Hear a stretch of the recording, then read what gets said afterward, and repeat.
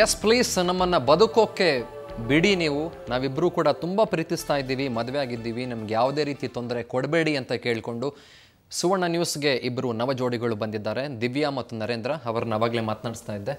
ಯಾಕೋ ನರೇಂದ್ರ ಸಿಕ್ಕಾಪಟ್ಟೆ ಸೆನ್ಸಿಟಿವ್ ಅಂತ ಹೇಳ್ತಾ ಇದ್ರು, ತುಂಬ ಮಾತಾಡಲ್ವಂತೆ, ತುಂಬ ಸಾಫ್ಟ್ ಅಂತೆ ಅವರು. ನೋಡೋಣ ಸಾಧ್ಯ ಆಗುತ್ತಾ ಮಾತಾಡ್ಸೋಕ್ಕೆ ಅಂತ. ನರೇಂದ್ರ, ಹೇಳಿ ಸರ್. ಏನು ಮಾಡ್ಕೊಂಡಿದ್ದೀರಿ ನೀವು ಜೀವನೋಪಾಯಕ್ಕೆ, ಲೈಫ್ಗೆ ಏನು ಮಾಡ್ಕೊಂಡಿದ್ದೀರಿ? ನಾನು ಫೈನಾನ್ಸ್ ಆಫೀಸಲ್ಲಿ ವರ್ಕ್ ಮಾಡ್ತಾಯಿದ್ದೆ ಸರ್, ಇಲ್ಲೇ ಫ್ರೀಡಮ್ ಪಾರ್ಕ್ ಹತ್ರ. ಓಕೆ, ಮೊದಲು ಏನು ಮಾಡ್ತಿದ್ರಿ ಸರ್ ನೀವು? ಮೊದಲು ಕಾಲೇಜಿಗೆ ಹೋಗ್ತಾಯಿದ್ದೆ, ಅದಾದಮೇಲೆ ಬಿಟ್ಟೆ, ಸ್ವಲ್ಪ ದಿನ ಆಟೋ ಓಡಿಸ್ದೆ, ಅದಾದಮೇಲೆ ಫೈನಾನ್ಸ್ ಆಫೀಸಲ್ಲಿ ಕೆಲಸ ಮಾಡ್ತಾಯಿದ್ದೆ. ಫೈನಾನ್ಸ್ ಆಫೀಸಲ್ಲಿ ಕಾಲ್ ಸೆಂಟ್ರಲ್ಲಿ ವರ್ಕ್ ಮಾಡ್ತಾಯಿದ್ದೆ, ಸನ್ DTH ಅಲ್ಲಿ. Okay okay. ಈಗ ಯೂಶಲಿ ಏನಾಗಿರುತ್ತೆ ಅಂತಂದರೆ ನರೇಂದ್ರ, ಯಾರಾದರೂ ಒಬ್ಬರು ಹೆಣ್ಮಗಳ ತಂದೆ ತಾಯಿಗಳು, ಅಣ್ಣಂದ್ರು ಅವ್ರ ಮಗಳನ್ನ ಮದುವೆ ಮಾಡಿಕೊಡ್ಬೇಕು ಅಂತ ಅಂದಾಗ ಯೋಚನೆ ಮಾಡ್ತಾರೆ, ನಮ್ಮ ಮಗಳು ಫಿನಾನ್ಷಿಯಲಿ ಸೇಫ್ ಆಗಿರ್ತಾಳ ಅಥವಾ ಸಂಸಾರ ಮಾಡೋಕ್ಕೆ ಏನು ತೊಂದರೆ ಆಗೋದಿಲ್ವಾ ಅಂತ.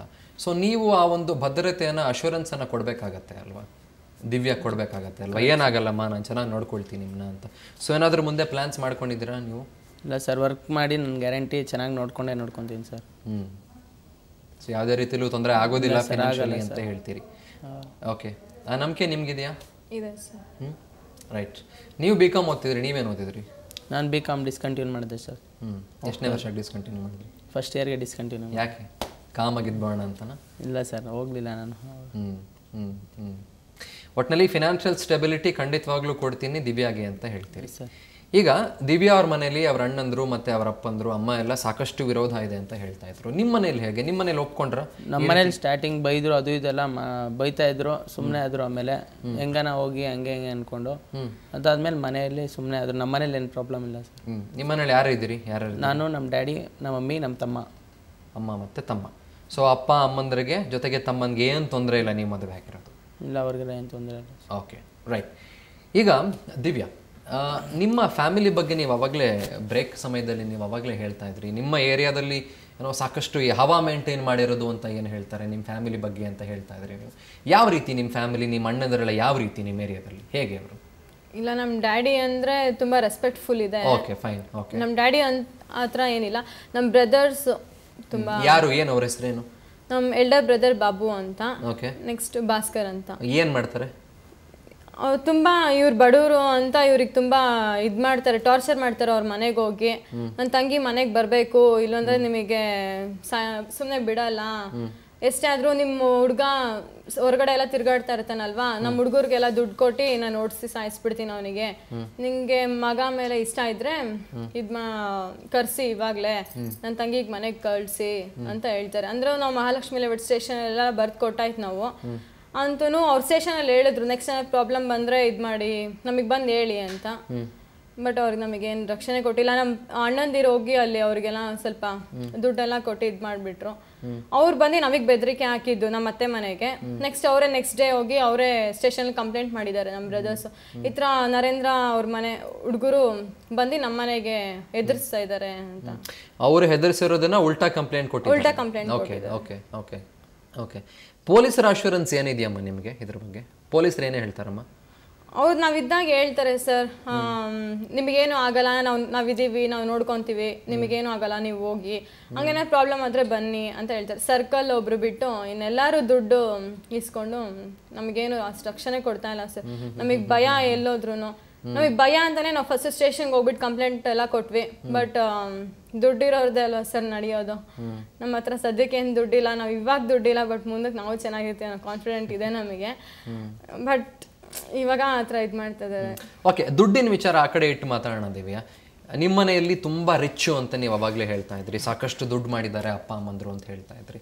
ನೀವು ನಿಮ್ಮ ಮನೆಯವರನ್ನ, ದುಡ್ಡನ್ನ, ಅಂತಸ್ತನ್ನ, ಆಸ್ತಿನ ಎಲ್ಲ ಬಿಟ್ಟು ನರೇಂದ್ರನ ಕೈ ಹಿಡ್ದಿದ್ದೀರಿ ನೀವು.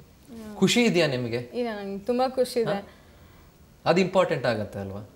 ಯಾಕಂದರೆ ನೀವು ಎಷ್ಟೇ ಪ್ರೀತಿಸಿ ಏನೇ ಮಾಡಿ ಮದುವೆ ಆದರೆ ಬಯಸೋದೇನು ಹೇಳಿ, ಖುಷಿಯಾಗಿರಬೇಕು ದಂಪತಿಗಳು ಅಂತ. ನಿಮ್ಗೆ ಯಾವುದೇ ರಿಪೆಂಟೆನ್ಸ್ ಇಲ್ಲ, ಏನು ತೊಂದರೆ ಇಲ್ಲ? ಇಲ್ಲ, ನನಗೇನು ತೊಂದರೆ ಅನ್ನಿಸ್ತಾ ಇಲ್ಲ. ನನಗೆ ಕಾನ್ಫಿಡೆಂಟ್ ಇದೆ ಸರ್. ಈಗ ಸದ್ಯಕ್ಕೆ ನಾವು ಕಷ್ಟಪಡ್ತಾ ಇದ್ದೀವಿ, ಬಟ್ ಮುಂದಕ್ಕೆ ಅವ್ರು ಅಷ್ಟೇ ನನಗೆ ಚೆನ್ನಾಗಿ ನೋಡ್ಕೊತಾರೆ ಅನ್ನೋ ಕಾನ್ಫಿಡೆಂಟ್ ನನಗಿದೆ. That's wonderful. ಮತ್ತೆ ಮಾತಾಡಿಸ್ತೀನಿ. ಈಗ ನರೇಂದ್ರ ಅವರ ತಂದೆ ಬಾಬುನ ಜೊತೆಗೆ ಫೋನ್ನಲ್ಲಿ ಮಾತನಾಡ್ತಾರೆ. ನಮಸ್ಕಾರ ಬಾಬು. ನಮಸ್ಕಾರ. ನಿಮ್ಮ ಸೊಸೆ ಮತ್ತು ಮಗ ಇಬ್ರು ನಮ್ಮ ಸುವರ್ಣ ನ್ಯೂಸ್ನ ಸ್ಟುಡಿಯೋದಲ್ಲಿದ್ದಾರೆ. ಏನು ಹೇಳ್ತೀರಿ ಸಂದರ್ಭದಲ್ಲಿ ನೀವು? ನಮ್ದೇನಿಲ್ಲ ಸರ್, ಅವರು ಇಬ್ರು ಒಪ್ಕೊಂಡು ಮದುವೆ ಆಗಿದ್ದಾರೆ. ನಾವು ಇದನ್ನ ಇದು ಮಾಡ್ತಿಲ್ಲ. ನಾವು ಒಳ್ಳೆ ಇದ್ರಲ್ಲೇ ಹೇಳಿದೀವಿ, ಚೆನ್ನಾಗಿರ್ಲಿ ಅಂತಾನೆ ನಾವು ಏನೋ ಬಯಸ್ತೀವಿ. ಸುಮ್ಗೆ ಮನೆ ಹತ್ರ ಬಂದ ಗಲಾಟೆ ಮಾಡೋದು ಇದೆಲ್ಲ ನಮ್ಗೆ ಇಷ್ಟ ಆಗಲ್ಲ. ನಾವು ಇವಾಗ ಇದ್ರೆ ನಾವು ಹೊರಗಡೆ ಇರ್ತೀವಿ. ನಾವು ಟೈಮಲ್ಲಿ ಸ್ವಲ್ಪ ಗಟ್ಟಿಯಾಗಿ ಮಾತಾಡಿ, ಜೋರಾಗಿ ಮಾತಾಡಿ ಸರ್. ಅದೇ ನಾವು ಹೊರಗಡೆ ಇರ್ತೀನಿ ಸರ್ ಜಾಸ್ತಿ, ನಾವು ಅಲ್ಲಿ ಇಲ್ಲಿ ಹೋಗೋದು ಜಾಸ್ತಿ. ಓಕೆ.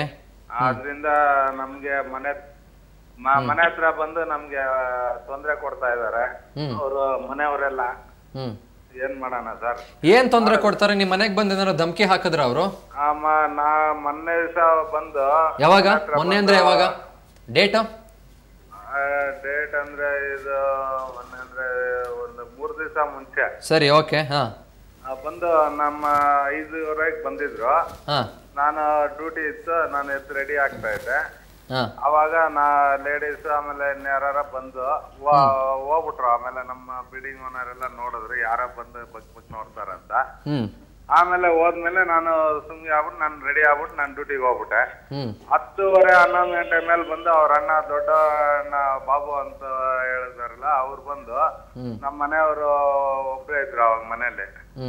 ಬಂದ್ಬಿಟ್ಟು ಹಂಗೆ ಹಿಂಗೆ ಅಂತ ಬಂದು ನಿಂತ್ಕೊಂಡು ಕಿಚ್ಚ ಆಡ್ಬಿಟ್ಟು ಹೋಗಿದ್ದಾರೆ ಸರ್. ಹಂಗ್ ಮಾಡ್ಬಿಡ್ತೀನಿ ಹಿಂಗ್ ಮಾಡ್ಬಿಡ್ತೀನಿ ಅಂತ. ಇದೆಲ್ಲ ಒಳ್ಳೇದ ಸರ್? ನಾವೇನೋ ನಮ್ ಪಾಡಿಗೆ ನಾವು ಬದುಕ್ತಾ ಇದೀವಿ, ನಾವ್ ಯಾರು ತಂಟೆಗೆ ಹೋದವ್ರಲ್ಲ. ಸರಿ. ನಮ್ ಪಾಡಿಗೆ. ಓಕೆ, ನನ್ಗೆ ಒಂದ್ ಸ್ಪಷ್ಟಪಡಿಸಿ ಬಾಬು. ಈಗ ನರೇಂದ್ರ ಮತ್ತು ದಿವ್ಯಾ ಮದುವೆ ಆಗಿದ್ದಾರಲ್ವಾ, ನಿಮ್ಮ ಫ್ಯಾಮಿಲಿ ಏನ್ ತೊಂದ್ರೆ ಇಲ್ವಾ? ನಮ್ಮ ಫ್ಯಾಮಿಲಿಯಲ್ಲಿ ಯಾರಿಗೂ ಏನೂ ಇಲ್ಲ ಸರ್. ನಮ್ಮ ಇಬ್ಬರಿಗೂ, ನಮ್ಮ ವೈಫ್ಗೆ ಆಗ್ಲಿ ನನಗೆ ಆಗ್ಲಿ ಏನೋ ಇದೆ. ಹೆಂಗ ಮಾಡಿದ್ರು ಚೆನ್ನಾಗಿರ್ಲಿ ಅಂತ ನಾವು ಇದು ಮಾಡ್ತಾ ಇದೀವಿ ಸರ್. ಓಕೆ, ನಿಮ್ ಮನೇಲಿ ಕರ್ಕೊಂಬಂದ್ ಇಟ್ಕೊಳ್ಬೋದಲ್ಲ ಇಬ್ಬರನ್ನು? ಅದೇ ಕರ್ಕೊಂಬಂದ್ ಇಟ್ಕೊಂಬಂದ್ ಸರ್. ಈ ತರ ಬಂದ್ ಮನೆ ಹತ್ರ ಬಂದ್ ಗಲಾಟೆ ಮಾಡ್ತಾವ್ರ ಸರ್ ಅವರು. ಬಂದು ಹೊರದಾಕ್ಬಿಡ್ತೀನಿ ಹಂಗೆ ಹಿಂಗೆ ಅಂತ ಹುಡುಗರೆಲ್ಲ ಓಡಾಡ್ತಾ ಇರ್ತಾರ ಸರ್. ಪೊಲೀಸರು ಹೆಲ್ಪ್ ಮಾಡ್ತಾ ಇಲ್ವಾ ನಿಮ್ಗೆ? ಪೊಲೀಸರಿಗೆ ಹೇಳಿದಿವಿ, ಅವತ್ತೊಂದ್ ದಿವಸ ಬಂದಿದ್ರು ಅಷ್ಟೇ. ತಿರ್ಗಿ ಯಾರು? ಯಾವ ಸ್ಟೇಷನ್? ಏನು ಹೆಸರು? ಸಬ್ ಇನ್ಸ್ಪೆಕ್ಟರ್ ಹೆಸರು ಲೇಔಟ್ ಬರ್ತದೆ. ಯಾವ್ದು? ಇಲ್ಲಿ ಮಹಾಲಕ್ಷ್ಮಿ ಲೇಔಟ್. ಏನು? ಯಾರು ಸಬ್ ಇನ್ಸ್ಪೆಕ್ಟರ್? ಯಾರು ಅವ್ರ ಹೆಸರು? ನನಗೆ ಸರಿಯಾಗಿ ಹೆಸರು ಗೊತ್ತಾ ನಿಮ್ಗೆ? ಏನಾದ್ರು ನಿಮ್ಗೆ ಗೊತ್ತಾ? ಇನ್ಸ್ಪೆಕ್ಟರ್ ಹೆಸರು ಕುಮಾರಸ್ವಾಮಿ ಅಂತ ಸರ್. ಇನ್ಸ್ಪೆಕ್ಟರ್ ಹೆಸರು ಕುಮಾರಸ್ವಾಮಿ. ಹೋಗಿ ಮಾತಾಡಿದ್ದೀನಿ ನೀವು. ಎಸ್ ಬಾಬಾ, ಕುಮಾರಸ್ವಾಮಿ ಅಂತ ಹೇಳ್ತಿದ್ದಾರೆ. ಎಸ್, ಮಾತಾಡಿ. ಹಲೋ, ಹೇಳಿ ಸರ್. ಓಕೆ, ಅದೇ ಇನ್ಸ್ಪೆಕ್ಟರ್ ಏನ್ ಮಾಡಿದ್ರು ಅಂತ ಕೇಳ್ತಾ ಇದ್ದೆ ನಾನು ನಿಮ್ಗೆ.